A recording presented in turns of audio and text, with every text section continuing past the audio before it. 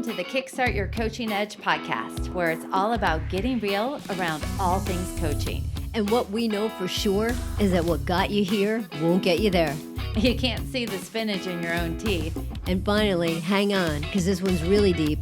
Once you realize that you are the traffic, everything makes complete and unadulterated sense. Hey, Karen, today's the day. It is. What day is that, Jen?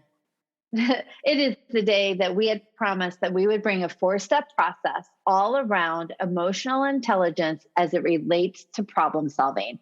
This is the theme for the month of problem solving. And today we're going to give you some tips, tricks, and techniques on how to be able to work with it. Exactly what Jen just said. And you know what, Jen, I think that I'm even going to, so we're going to talk about 4 steps. But even before the 4 steps that we talk about, I think that there's like a pre-4 step.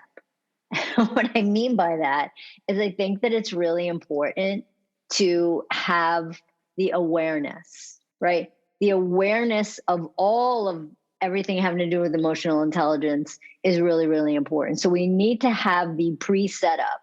You need to become just aware of your emotions, and you just kind of paying attention to what's actually happening.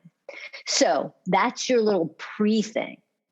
So what we want to do is we want to give you the overview of the 4 steps, and then we're going to talk about each one. So Karen, what are the 4 highlight steps before we dive deep?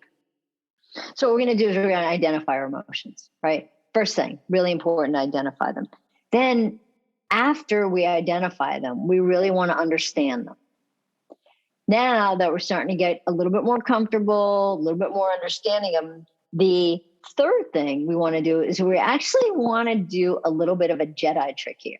And what it is we're going to apply the opposite to the emotions. So hang with us here because it's going to be fun. And then the fourth thing, what we want to do is we want to manage our emotions. And when I say that, I don't mean like hide them, put them in a box and throw them in the garage somewhere, but to really, really be able to manage them. I love it. So on that note, Karen Sullivan, take us into identify.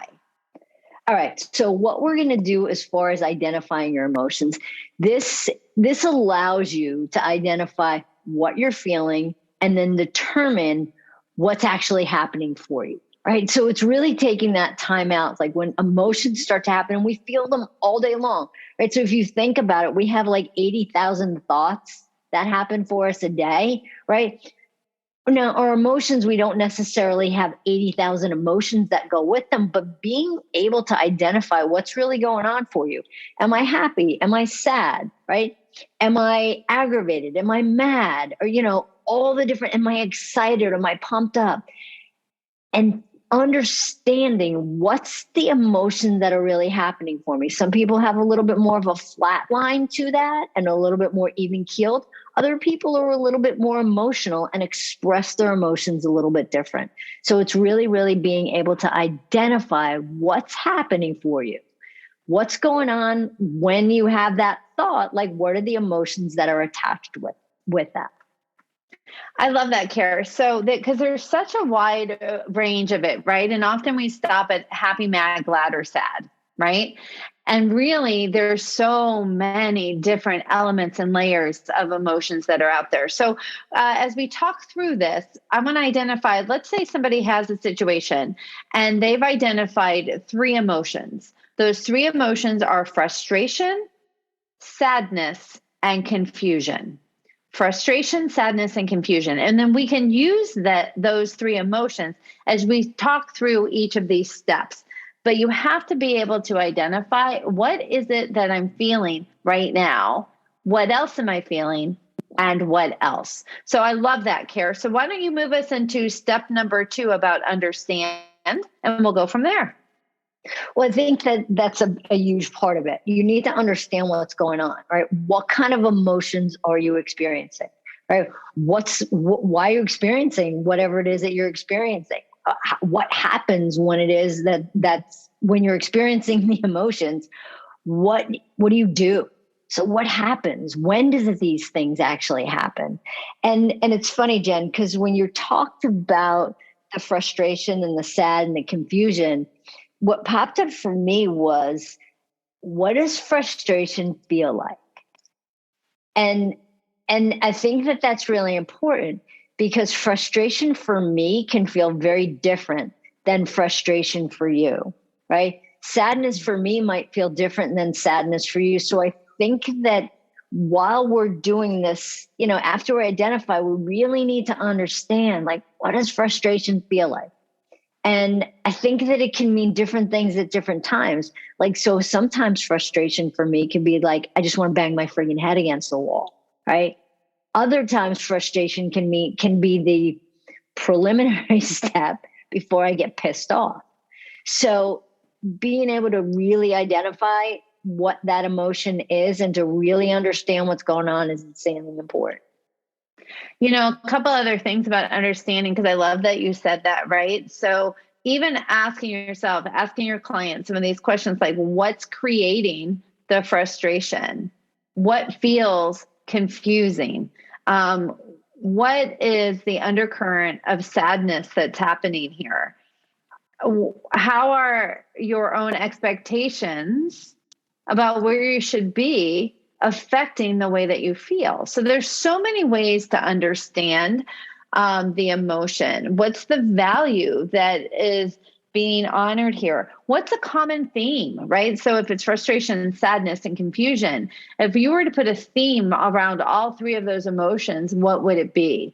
So I love that, Kara. I think the more that we can understand it versus judge it, just understand, why is this here? What is the message? What does this tell me? If I was to look back at this situation 5 years from now, what was the value of having gone through that?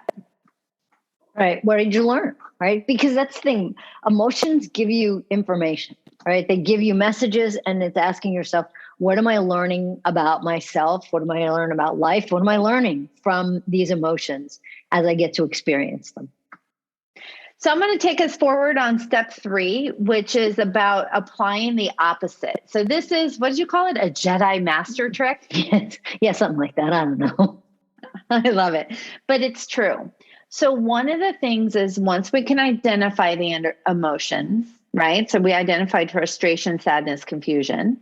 We understand it, like, what's a common theme? And there's not a lot of power in those 3 emotions.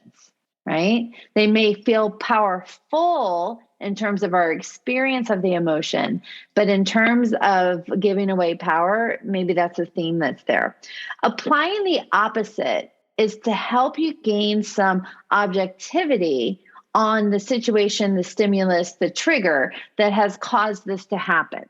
So what we mean by that is asking, what would a calm person think about this situation?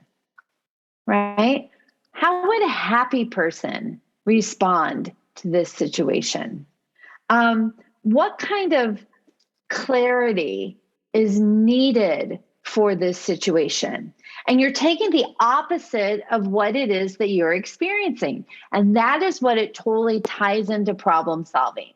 Because remember, the view of it being a problem, the thought about a situation, a stimulus, a situation, the thought of that has created these emotions, which is viewing things as a problem, right? So if we were to, like we said in our last episode, is if you take the objectively say, what is the situation? How would a calm person solve this? What clarity is needed to be able to solve this? How would a happy person approach this?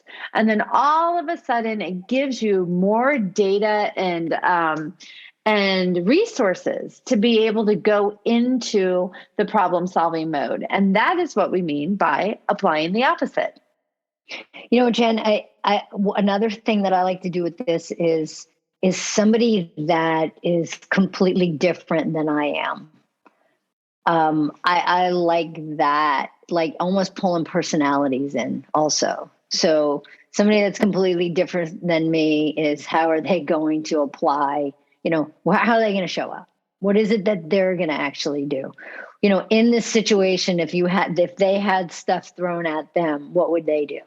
And I think that allows you to see things so much different, and it causes you to give yourself that, you know, almost that time out. Say, okay, great. How would this person see this? You know, you're going to see it different than I'm going to see it, right? I'm going to say it, right? Joanne is going to see it different than we would see it. So being able to understand and to be able to see, like, okay, great, there's a boatload of different ways that people are going to understand, perceive, and do anything with this problem that's happening because the emotions are all different. I love it. All right, Sullivan, take us home with step number 4. And the final piece of this puzzle is managing your emotions, right? And this, again, like I said earlier, this doesn't mean you put them in a box, throw them in the garage and say, we're done with them. And it doesn't mean that you know, if you're upset that you hide your crying until you know, somebody leaves. But it lets you determine what's happening for you and gives you the ability, right? So in calling that time out, what's happening right here? And it allows you to have the ability to solve the problems because you're understanding them a little bit more. It's having the conversations with yourself, like we just talked about, identifying, really understanding, bringing in those opposite things, or what are all those things that are going on? And with all those questions that you're asking yourself, it's how do I bring, and we talked about this, right? How do I bring my reality testing in to see what's really happening for this problem that's going to actually help me manage my emotions right now? And really being able to understand all of the things that are happening, because once you can understand a lot of this, right, you're going to be able to manage it a lot more. And again, guys, I don't want you to think that when I say manage emotions, it means to compartmentalize them or anything like that. We want you to feel them, right? We want you to be angry. We want you to be sad. We want you to be whatever that actually is. And then just get information from that and not let the emotional runaway train take you somewhere that you don't want to be. I love it. There you go. 4 steps: identify, understand, apply the opposite, and manage. So on that note, Karen, I think we're going to go ahead and end this, but we're going to remind people, if you want to get certified in the EQI 2.0 assessment, which is all about understanding and helping your clients with their emotional intelligence, our next certification course is coming up on November 4th, 5th, 11th, and 12th. It is completely virtual. You too can be a part of it, and we want to get you registered so that you can see your own emotional intelligence. To check out the information, go to kickstartyouredge.com/EQI. Take care. Hey, everybody. Thanks for listening to the Kickstart Your Coaching Edge podcast. Craving more in-depth discussions? Check out the Get Real Inner Circle with our no BS in-crowd of coaches. Join live coaching discussions, breakdowns of coaching calls, and have some fun while you're at it. You're going to want to go to kickstartyouredge.com/inner circle. It's time to get real.